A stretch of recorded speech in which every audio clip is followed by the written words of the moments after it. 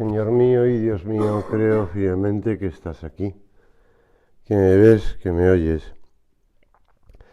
Te adoro con profunda reverencia. Te pido perdón de mis pecados y gracia para hacer con fruto este rato de oración.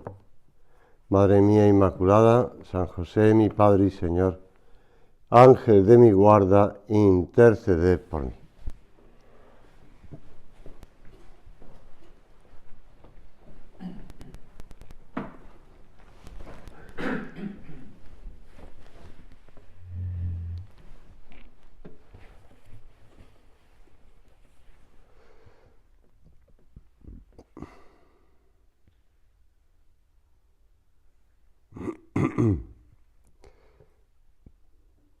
En aquel tiempo, muchas veces empieza así el Evangelio, ¿verdad? En aquel tiempo Jesús dijo a sus discípulos: no penséis que he venido a abolir la ley y los profetas. No he venido a abolir, sino a dar cumplimiento. Estas palabras del Señor me recuerdan algo que he estado leyendo estos días sobre el maestro surgido en Galilea, que empieza a predicar y que se comporta en cierto modo parecido a los maestros que había en Israel, pero también de un modo distinto. Por eso cuando él dice: no penséis que he venido a abolir la ley y los profetas, está dejando claro algo que la gente ponía en duda. Es decir, este tiene una doctrina distinta, este cambia las cosas, este viene pues a innovar todo. Porque, por ejemplo, lo propio era que el alumno escogiera al maestro. En cambio, en este caso, es el Señor el que va escogiendo a los discípulos. Lo propio es que el Señor, que el maestro fuera impartiendo clases, podía hacerlo itinerante, o podía hacerlo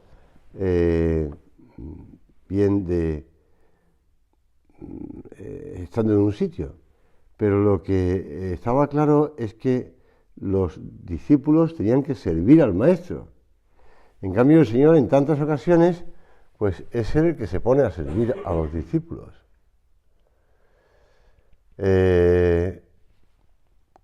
También explica muy bien el profesor Varo, Francisco Varo, cómo pues los maestros surgidos lo que hacen es interpretar la Torá, la ley, ¿no? Van haciendo, está la Torá y la Mishnah, entonces van interpretando pues los distintos pasajes de la ley de Moisés. El Señor también lo hace, es decir, que Él también lo dice, pero explica: por la dureza de vuestro corazón Moisés permitió esto, pero al principio, y Él se sitúa más allá de la ley de Moisés, aunque no ha venido a abolirla, sino a dar su cumplimiento. Sí, os lo aseguro, el cielo y la tierra pasarán antes que pase una i o una tilde de la ley sin que todo suceda. Por tanto, el que traspase uno de estos mandamientos más pequeños y así lo enseña a los hombres, será el más pequeño en el reino de los cielos. En cambio, el que los observe y los enseñe será grande en el reino de los cielos. La naturaleza humana perdió por el pecado original el estado de santidad, al que había sido elevada por Dios, y por tanto pues perdió la participación en la naturaleza divina por la gracia, y en consecuencia también quedó privada de la integridad y del orden interior que poseía. Siempre se ha explicado que es como una cadena en la que se rompe el eslabón primero, los demás eslabones también se van separando y se van rompiendo. Y desde entonces el hombre carece de la suficiente fortaleza en la voluntad para cumplir todos los preceptos morales que conoce. Esto se lo explicaba muy bien San Agustín y otros, cuando combatían a los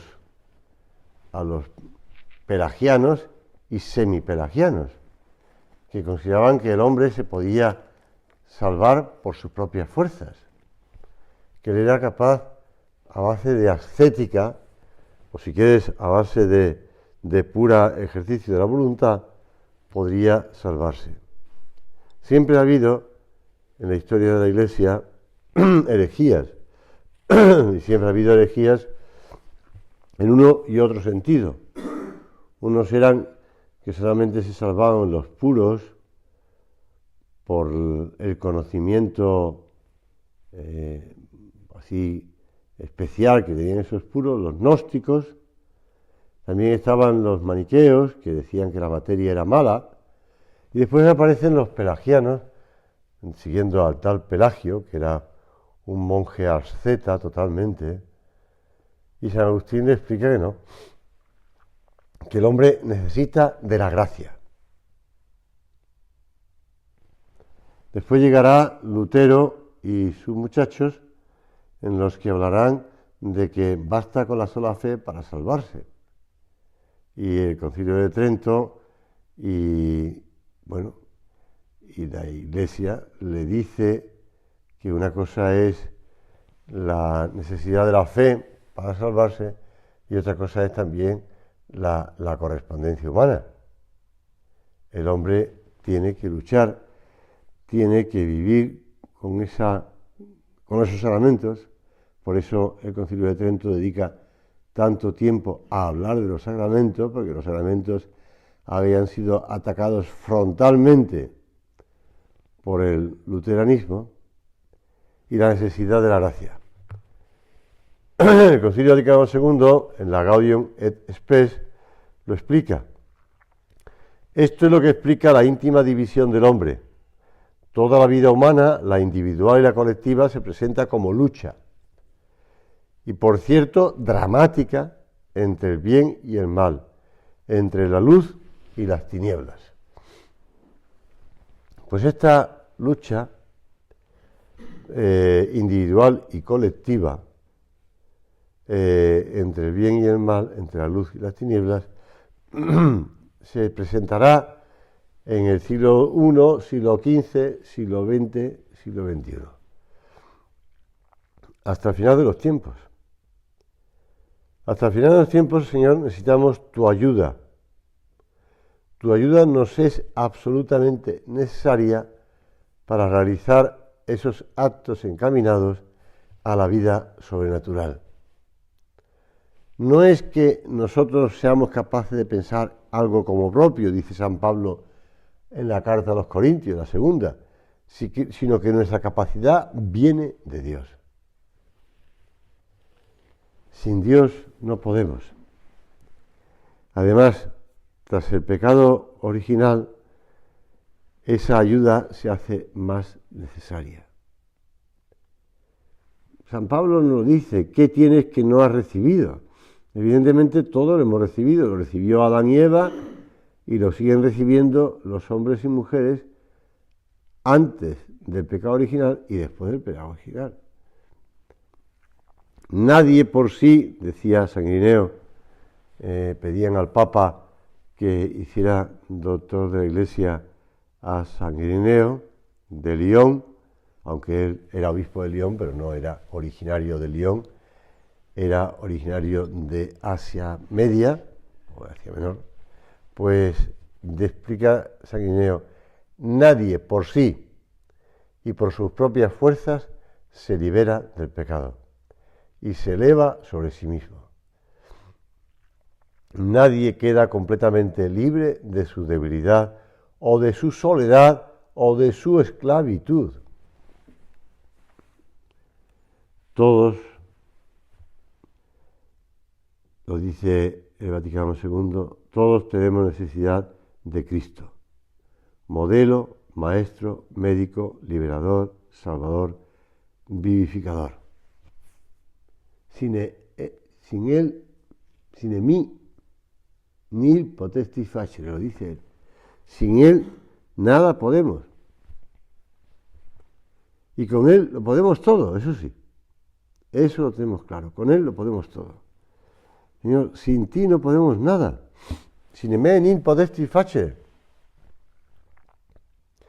Tú dices, bueno, y esas personas que no conocen a Dios, esas personas ya se encarga Dios de ayudarles en su interior y de moverles uno a uno, porque para Dios las almas no son un núcleo o un grupo o una masa, sino que cada una y cada uno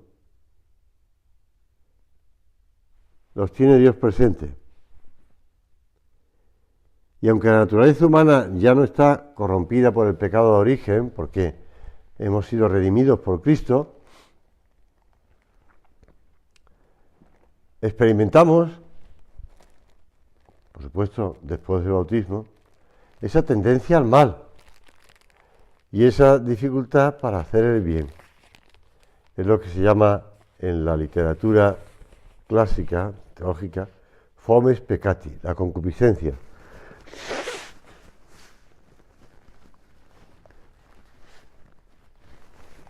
Salía en la meditación del otro día, cuando hablábamos de San Juan y de la concupiscencia de la carne, de la concupiscencia de los ojos y de la soberbia de la vida. Esta concupiscencia, que sin ser en sí mismo pecado, porque no es pecado, las tentaciones en sí mismas no son pecados, proceden del pecado y al pecado se inclinan. Esto sí que lo dice el Concilio de Trento. La misma libertad, aunque no ha sido suprimida, está debilitada. No ha sido suprimida, ¿eh? Lo digo porque eso los luteranos lo remarcan, la libertad que ha sido suprimida. Pero no es así, y mucho menos la inteligencia. La inteligencia que para Lutero está totalmente corrupta, pues no es verdad. La inteligencia no ha sido corrompida. Con la ayuda de la gracia puede funcionar bastante bien. Un sacerdote vecino y conocido de San Juan María Vianney, pues tenía que decidir sobre la suerte del cura de Ars, porque estaban haciendo una investigación. Como siempre que alguien hace el bien, hay otros que intentan criticarle y otros que intentan denunciarle y otros que intentan retorcer el camino. Y el reverendo Courbon era quien tenía que decidir y se limitó a preguntar: ¿Juan María Vianney es piadoso? ¿Es devoto de la Santísima Virgen? ¿Sabe rezar el rosario? Y le contestaron: sí, es un modelo de piedad. ¿Un modelo de piedad? Pues bien, yo le admito. La gracia de Dios hará lo que falte. Que no sabía latín, que le costaba estudiar, que era un poco corto, que venía de un mundo rural y además era bastante brutito, vamos a decirlo así. ¿Es piadoso? ¿Sabe rezar el rosario? Claro, antes no había seminario, lo que había era, bueno, después ya del Concilio de Trento empezaron a funcionar los seminarios conciliares, nunca mejor dicho, ¿no? Pero antes el seminario no era para todos y además había que estar preparando antes y a Juan María lo había preparado el cura de su pueblo. Por eso cuando lo presentan ven que es un poco corto y que bueno, le cuesta. ¿Un modelo de piedad? Pues bien, yo lo admito. El hombre tiene que poner de su parte. El hombre tiene que poner de su parte. La gracia de Dios hará lo que falte. Lo dice muy bien el reverendo Courbon. Hay que reconocer que el reverendo Courbon ha pasado la historia por Juan María Vianney, ¿eh? Pero la sentencia es buena, pero bueno, nadie la ha declarado santo, ni nadie la ha declarado doctor de la Iglesia, ni ha declarado, pero mira, la sentencia es contundente. Lo cuenta Trochu en la biografía del cura de Ars. Entendemos así, a la luz de esa doctrina, que nuestras buenas obras, los frutos de santidad y de apostolado, son en primer lugar de Dios. En segundo término, muy en segundo término, resultado de haber correspondido como instrumentos flojos muchas veces, desproporcionados otras, de la gracia. Pero en primer lugar, de Dios. El Señor es el que pone el incremento. El Señor es el que pone de su parte la gracia. El Señor nos pide que tengamos en cuenta siempre la pobreza de nuestra condición, evitando el peligro de una fatua vanidad. Porque a menudo, decía San Alfonso María de Ligorio, el hombre dominado por la soberbia es un ladrón, peor que los demás, porque roba no bienes terrenos, sino la gloria de Dios. En efecto, añade San Alfonso María de Ligorio en ese libro conocido por La Selva, la selva de materias predicables, que son como frases o sí, ideas un poco enmarañadas, pero no, viene del latín, no es eso. Pero bien, van por temas y van por ideas. Pues añade, en efecto, según el apóstol, por nosotros mismos no podemos hacer obra buena, ni siquiera tener un buen pensamiento. Y ya que esto es así, cuando hagamos algún bien, digamos, te devolvemos, Señor, lo que de tu mano recibimos. Qué frase más bonita para, diría que para el momento de la presentación de las ofrendas, o antiguamente llamado ofertorio, en la misa, cuando pongamos encima del altar el pan y el vino, fruto del trabajo del hombre, es decir, pongamos nuestras horas de estudio, de trabajo, también de trabajo apostólico, de servicio a los demás, de ayuda a los demás, pongamos encima del altar.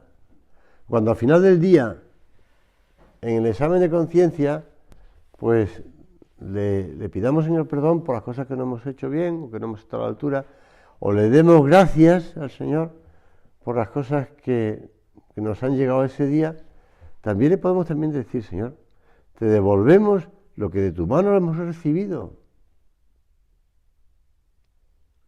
Más bien mal que bien, pero bueno, te lo devolvemos. Te lo devolvemos. Hemos hecho lo que hemos podido. Te lo devolvemos. Y esto hemos de hacer con cualquier fruto que nos encontremos en las manos. Ofrecerlo de nuevo a Dios, pues bien sabemos que lo malo, la deficiencia es nuestra, la belleza y la bondad son de Él.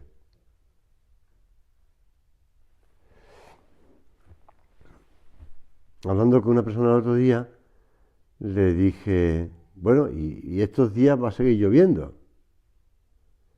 Y me hizo un comentario que me llamó la atención, porque estamos en una gran ciudad, y que esa persona me hiciera un comentario relativo al agro, al campo, pues me gustó, porque le dije, bueno, pues esta semana va a estar lloviendo, y me dijo, pues viene muy bien, porque ahora es cuando se va a sembrar, o se está sembrando.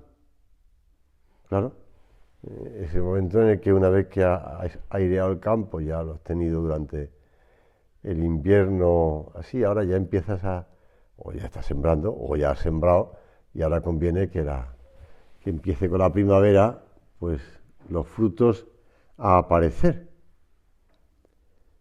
Pues Señor, los frutos que aparezcan en nuestras manos, te los ofrecemos de nuevo, este pan y vino fruto del trabajo del hombre.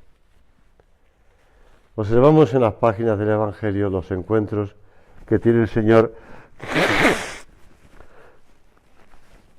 con aquellas mujeres y con aquellos hombres, encuentros irrepetibles, ¿verdad?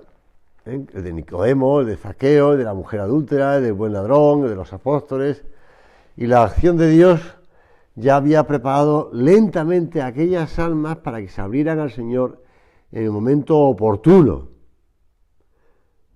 porque Juan y Santiago ya estaban buscando al Señor, por eso seguían a Juan Bautista. Y Nicodemo ya tenía en su interior ese deseo de encontrar la verdad. Zaqueo buscaba al Señor, se subió al árbol.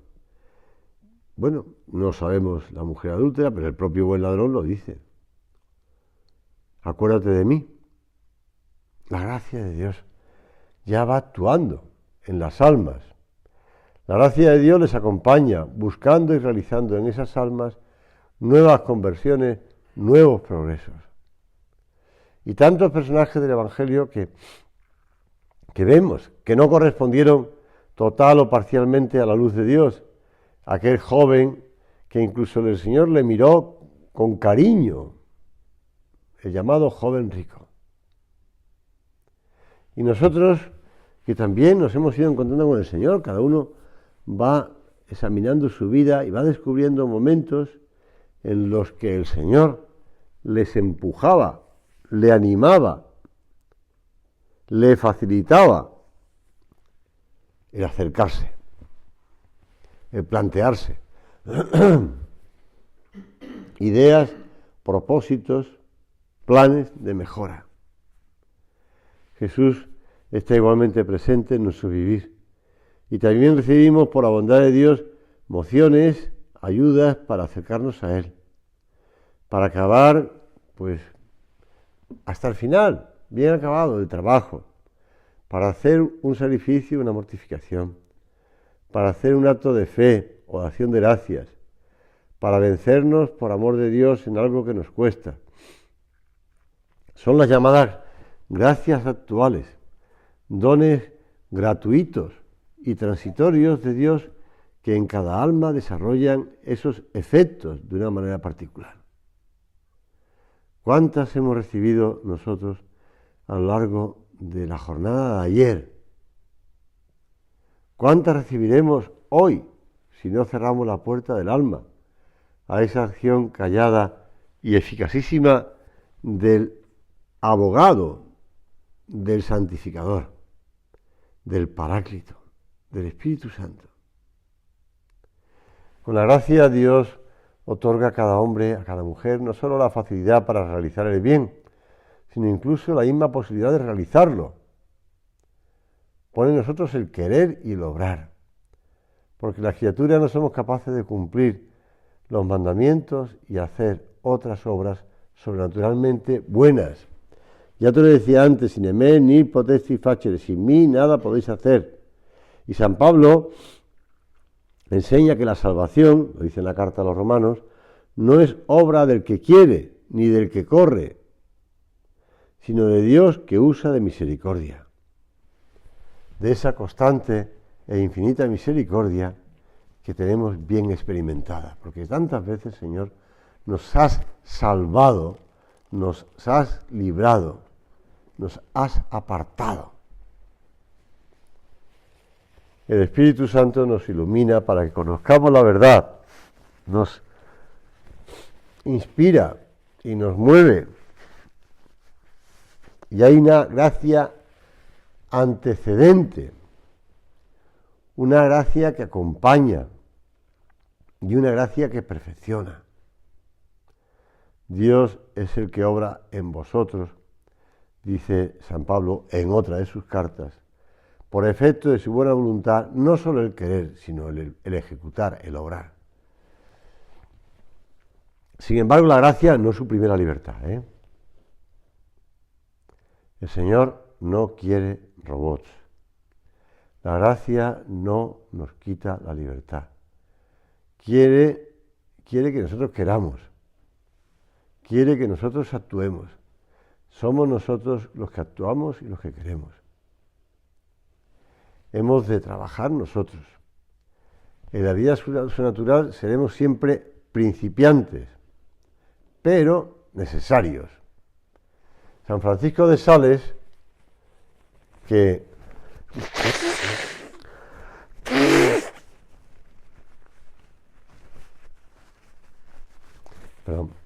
San Francisco de Sales, que como buen, no opositor, porque no se trataba de oponerse a Calvino, pero como buen conocedor de la doctrina luterana calvinista, ilustra con un ejemplo la delicadeza del amor de Dios por los hombres.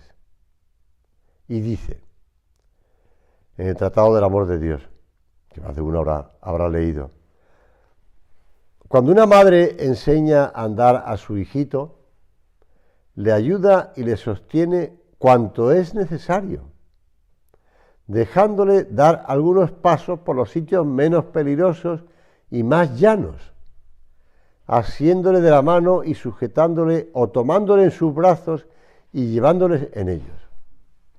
De la misma manera, nuestro Señor tiene cuidado continuo de los pasos de sus hijos. Bueno, el otro día, semana pasada, el jueves pasado lo veía y después estuve hablando con esta madre, porque también es madre de un niño de primera comunión, y estuvieron en la entrevista conmigo, y como pues la madre, que el niño quería chocolate, con 2 años quería chocolate, pues la madre le estaba con él en el jardín, intentando que no se cayera por las escaleras hacia el lugar donde está el césped artificial. Bueno, pues así somos nosotros delante de Dios, niños pequeños que tantas veces no acaban de aprender a andar. La gracia de la conversión. Seguro que habéis oído contar la anécdota, ya estamos acabando, la anécdota que relataba un cardenal español, que fue cardenal de aquí de Madrid, y que antes fue obispo en Cataluña, el cardenal Tarancón. Cuando era obispo de Solsona, publicó una carta pastoral donde relataba un hecho que le había sucedido a él durante la Guerra Civil Española. Era el mes de junio del 38. Hacía 2 meses escasos que las fuerzas nacionales, eso lo escribía él, yo leo como lo había escrito, habían llegado al Mediterráneo liberando la parroquia de Vinaroz, a la que llegamos a los 7 días de la liberación y en la que ejercimos el ministerio parroquial durante más de 5 años. Se refería a él. Un oficio recibido de las autoridades militares solicitaba nuestra cooperación para prestar auxilios espirituales a 10 condenados a muerte que habían de ser ejecutados al amanecer. A las 11 de la noche entraron en capilla los reos, y desde aquel momento los 3 sacerdotes que estábamos entonces en Vinaroz entrábamos en comunicación con ellos ofreciéndoles la vida eterna, ya que no podían salvar su vida temporal. 8 de ellos se confesaron enseguida y con grandes y visibles muestras de arrepentimiento y fervor. Uno, que había sido comisario político en el Ejército Rojo, lo dice Tarancón, yo leo lo que contaba Tarancón, apenas sí permitió que nos acercáramos a él.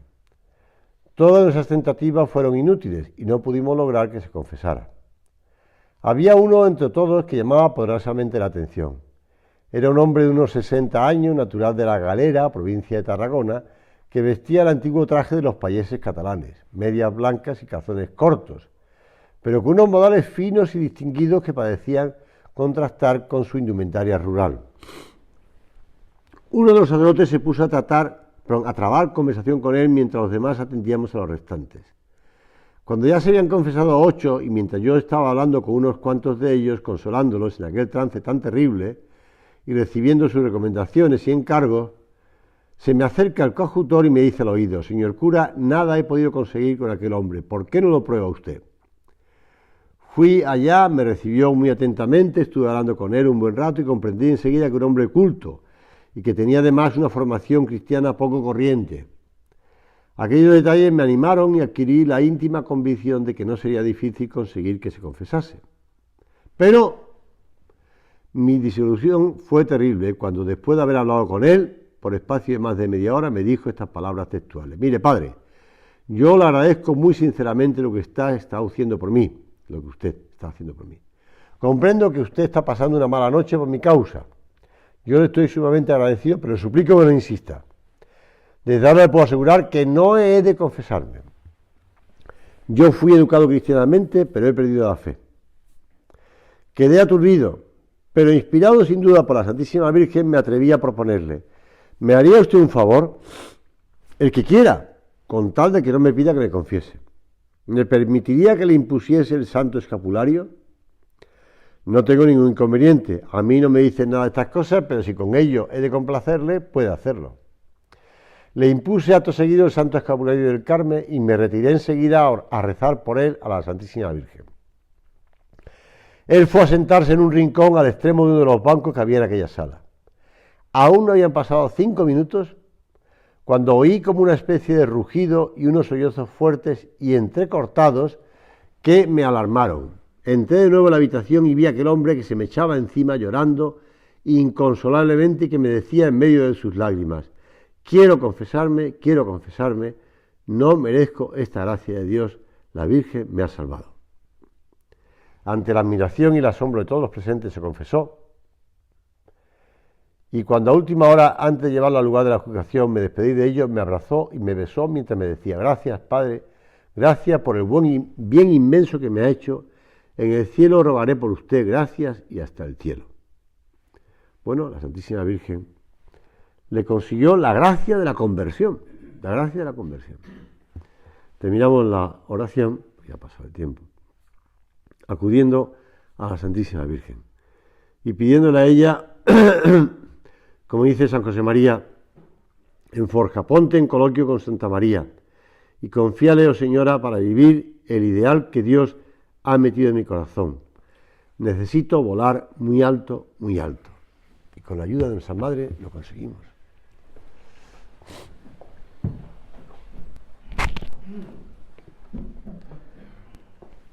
Te doy gracias, Dios mío, por los buenos propósitos, afectos e inspiraciones que me has comunicado en esta meditación.